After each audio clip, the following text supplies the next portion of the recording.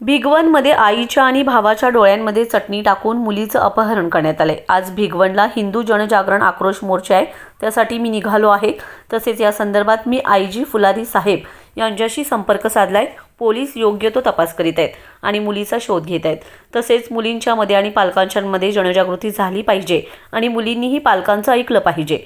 Social media हाताळताना विचार करून मुलींनी हाताळावे, असंही गोपीचंद पडळकर यावेळी म्हणाले। काल भिगवण शहरातून एका हिंदू मुलीचं अपहरण करण्यात आलेलं आहे। तिच्या आईच्या आणि भावाच्या डोळ्यामध्ये चटणी टाकून त्या मुलीला पळवून घेऊन ती मुलं दोन गेलेली आहेत। तर या संदर्भामध्ये आज 4 वाजता भिगवण येथे हिंदू जन आक्रोश मोर्चाचं आयोजन केलं आहे। पोलीस प्रशासनसुद्धा अत्यंत टोकाचा प्रयत्न करतं आहे। आज सकाळी पुणे ग्रामीणचे एसपी माननीय गिल साहेब यांच्याशी बोलणं झालं आहे।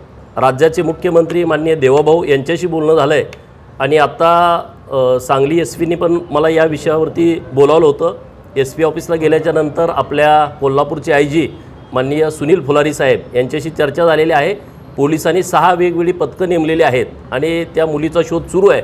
लोकांच्यामध्ये तीव्र संताप आहे। आज मी आता इथून भिगवणला निघालो आहे। हिंदू जन आक्रोश मोर्चाचं मोठ्या प्रमाणात आयोजन केलं आहे। वारंवार महिलांच्यावर अत्याचार होत आहेत, हल्ले होत आहेत, सातत्यानं ही परिस्थिती आहे आणि म्हणून लोकांच्यामध्ये जागृती व्हावी, मुलींच्यामध्ये जागृती व्हावी, मुलींच्या पालकांच्यामध्ये जागृती व्हावी आणि कशा पद्धतीनं हे षडयंत्र आखलं जातं आहे याची लोकांना माहिती व्हावी, यासाठी सातत्यानं अनेक लोक प्रयत्न करत आहेत। जितक्या प्रमाणात जागृती होणं आवश्यक आहे तितक्या प्रमाणात जागृती नाही आहे आणि म्हणून मुलींना पण विनंती आहे की तुमच्या सोशल साईटवरती फेसबुक असेल, ट्विटर असेल, इंस्टा असेल किंवा अन्य काही तुम्ही सोशल साईट्स वापरत असाल त्या साईट्सवरती तुम्हाला टार्गेट केलं जातं आहे।